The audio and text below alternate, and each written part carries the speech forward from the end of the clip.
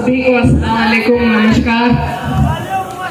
सबसे पहले मैं दिल की गहराइयों से आपका धन्यवाद देना चाहती हूँ कि आपने इतना खूबसूरत जलसा, यहाँ पर आप लोगों ने इस खूबसूरत जलसे का आयोजन किया और हमारे साथ में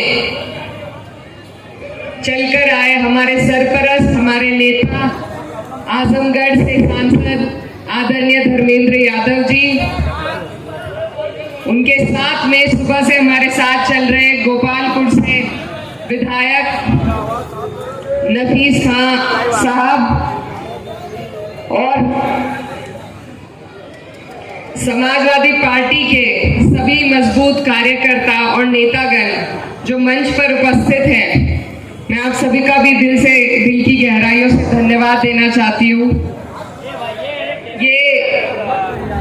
और सबसे ज्यादा जो निजामत कर रहे हैं रईस सितारा साहब, जिन्होंने इस पूरी महफिल में तब से 4 चांद लगा रखे हैं, आपका भी मैं धन्यवाद देना चाहती हूँ। मेरी बहन, मेरी बड़ी बहन शान-ए-हिंद निहाल, जो यहाँ से चुनाव लड़ रही हैं, बहुत हिम्मत वाली हैं और उनके लिए एक शेर मैं आपके सामने पढ़ना चाहती हूँ कि हुजूम देख के रास्ता नहीं बदलते हम, हुजूम देख के रास्ता नहीं बदलते हम, किसी के डर से तकाजा नहीं बदलते हम, हजार ज़ेरे कदम हो रास्ता खारों का, हजार ज़ेरे कदम हो रास्ता खारों का, जो चल पड़े तो इरादा नहीं बदलते हम।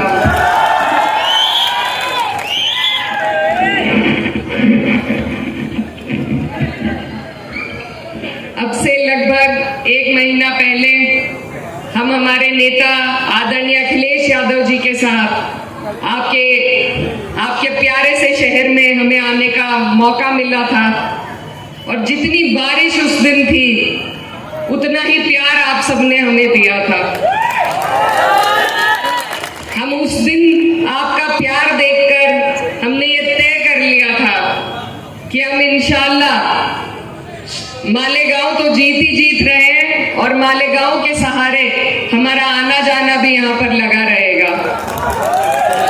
ये बुनकरों का शहर है और मैं जहाँ से आती हूँ वो भी बुनकरों का शहर है।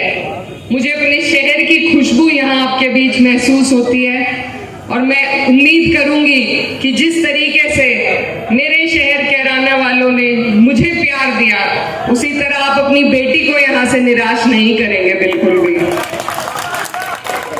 ये जो चुनाव है ये बहुत अहम चुनाव है, इस पे पूरे देश की नजर है और इस देश के जो हालात हैं, ऐसा लगता है कि दौरे तबाही है, शीशे की अदालत है और पत्थर की गवाही है।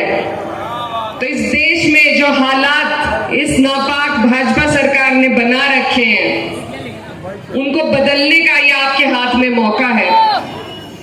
और मैं जिस पार्टी से नुमाइंदगी कर रही हूँ, जिस पार्टी के जरिए मैं आपके बीच पहुंची हूँ, वो वाहिद एक ऐसी पार्टी है जिसने भाजपा सरकार को 400 पार से 240 पर लाकर खड़ा कर दिया। ये बहुत बड़ी बात है, इस बात की बहुत बड़ी अहमियत है, क्योंकि अगर हम संघर्ष न करते, अगर समाजवादी पार्टी इंडिया गठबंधन को 37 एमपीओ के रूप में इतना बड़ा योगदान न देती, तो ये वक्फ का बिल कब का पास कर चुके होते। ये समाजवादी पार्टी और समाजवादियों की हिम्मत थी कि आज वक्फ का बिल पास नहीं हुआ है और हमारे पास अब भी मौका है और हम जी जान लगा देंगे, लेकिन पास उसे होने नहीं देंगे बिल्कुल भी। तो ऐसी पार्टी जो हमेशा से गरीबों की, मजलूमों की, किसानों की, महिलाओं की, पिछड़ों की, मुसलमानों की बात करती हो, आज आपको मालेगांव वालों को ये मौका मिला है, बहुत खूबसूरत मौका, क्योंकि बहुत शानदार कैंडिडेट हमारी पार्टी ने यहाँ पर उतारा है। अगर आज भी चूक हो गई तो ऐसे पढ़े लिखे हिम्मत वाले लोग सियासत में आना छोड़ देंगे। इसलिए आपको जरूरत है कि पहचान करें, जो पार्टी भाजपा से ऐसे सूबे में लड़ने का काम कर रही है जहां बुलडोजर चलाए जा रहे हैं, जहां हमें चिन्हित कर करके जेलों में भरा जा रहा है, हम पर अत्याचार किए जा रहे हैं।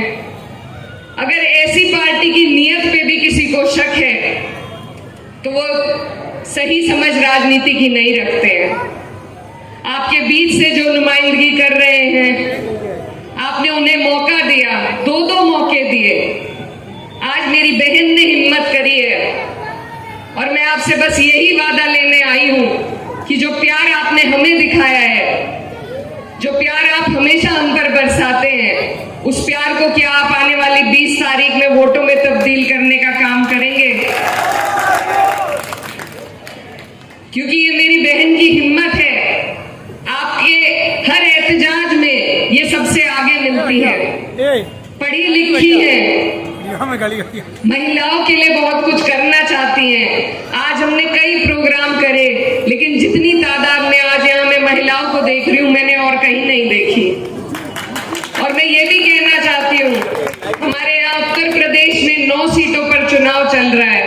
हमारे नेता आदरणीय अखिलेश यादव जी ने 9 में से 5 सीटों पर महिलाओं को टिकट दिया है। हम जितनी सीटों में महाराष्ट्र में लड़ रहे हैं, ये सीट मेरे सबसे अजीज है, क्योंकि सिर्फ इसी सीट पे एक महिला चुनाव लड़ रही है हमारी पार्टी से। तो आपके पास मौका है, आप मुझे जितना प्यार देते हैं, आपको आज अपनी बेटी को यहाँ से जिताने का, अपने लिए खड़ा करने का मौका आपको अल्लाह ने दिया है। तो मुझे उम्मीद है कि आप मेरी बहन को यहाँ से बिल्कुल निराश नहीं करेंगे। ये चुनाव एक ऐसी बेईमान सरकार के खिलाफ हम लड़ रहे हैं, जिन्होंने जोड़ तोड़ करके, खरीद फरोख्त करके पहले सरकार बना ली थी। आज हम इंडिया अलायंस का हिस्सा हैं और यकीन के साथ मैं ये कह सकती हूँ, जो और प्रत्याशी लड़ रहे हैं शायद वो ये बात ना कह पाए कि जब मेरी बहन यहाँ से जीतेगी इंशाल्लाह, तो हम महाविकास अघाड़ी की सरकार बनाने में उनका पूरा सहयोग करेंगे और भाजपा को सरकार बनाने से रोकेंगे। तो आपको जरूरत है कि आप नियत पहचाने। आपने बहुत मौके दिए औरों को, इस बार मैं आपसे गुजारिश करने आई हूं, अपनी बहन के लिए आपसे भीख मांगने आई हूं कि आप लोग उसका साथ दें, उसकी हिम्मत बढ़ाएं, उसकी हौसला अफजाई करें, क्योंकि जिनकी वो बेटी है उनकी खिदमतें भी आपके बीच में हैं। अपने पिता की विरासत को आगे बढ़ाने की वो हिम्मत दिखा रही है। तो इसमें मेरी आप सबसे यही गुजारिश है कि इस हिम्मत में उनका साथ दें, उनके साथ कंधे से कंधा मिलाकर आप लोग खड़े रहे, क्योंकि जो आपके मुद्दे सबसे अच्छी तरीके से कोई समझ सकता है तो वो आपकी बहन है। और अगर ये एक बार का मौका है, हम सिर्फ एक बार का मौका मांग रहे हैं। अगर 5 साल इन्होंने आपके हिसाब से काम नहीं किया तो आपको दोबारा मौका मिलेगा, आप दोबारा बदल लीजिएगा। लेकिन इस बार जो प्यार हमें दिख रहा है, मैं नहीं समझती कि ये झूठ हो सकता है। तो इसलिए आप सबसे मेरी गुजारिश है, मुझे ये भी मालूम पड़ा कि अब मुफ्ती साहब के घर के बहुत पास हैं और उनकी तबीयत खराब है, तो मैं उनके लिए भी ऊपर वाले से दुआ करती हूँ कि अल्लाह में उन्हें शिफा दे, उन्हें सेहत याब करे। लेकिन साथ में ये भी कहना चाहती हूँ कि अब मौका है कि हम युवाओं को, पढ़े लिखे शिक्षित लोगों को और खासतौर पर बेटियों को आगे बढ़ाएं। हम अपनी कथनी को अब करनी में बदलें, ये मौका आज आप लोगों के पास है। तो मैं ज्यादा कुछ ना कहते हुए, मैं बहुत दूर से आपके बीच आई हूँ और खुद को मालेगांव की बेटी मानती हूँ, और बेटी होने के नाते, और यहाँ पर सबसे ज्यादा उत्तर प्रदेश के लोग हैं, अलग अलग जिलों से हमारे उत्तर प्रदेश के लोग यहाँ पर रहते हैं। तो अगर समाजवादियों का हक आप पे नहीं होगा तो किस पे होगा? तो हम बड़े हक के साथ आपसे ये बात मैं कहने आई हूँ। मैं आपकी बेटी हूँ और मैं आपकी दूसरी बेटी के लिए आपके वोट की गुहार लगाने आपके बीच में आई हूँ। मेरी बहन शान-ए-हिंद को आप इतनी हिम्मत दे, इतना हौसला उनका बढ़ाएं कि जरूरत ना पड़े, उनकी बेटी उनके लिए वो काम करे। और खास तौर पर मैं अपनी महिलाओं को, जो मेरी माएँ बहनें यहाँ बैठी हुई हैं, उन्हें कहना चाहती हूँ कि आपकी बेटी आपकी बीच की है। ये जितने आपकी परेशानी को समझ सकती है और कोई नहीं समझ सकता। ये अभी से आपके अपने दिल में आपके शिक्षा की बात हो, आपको आगे बढ़ाने की बात हो, आपके रोजगार की बात हो, अभी से अपने दिल में लिए बैठी है। तो इतनी साफ नियत, इतनी हिम्मत वाली लड़की को आप लोग इस बार मौका दें, समाजवादियों को यहाँ से जिताने का मौका दें, ताकि हम दोबारा आपके बीच में आ सके और फख्र के साथ कह सके कि मालेगांव वालों ने जो वादा किया था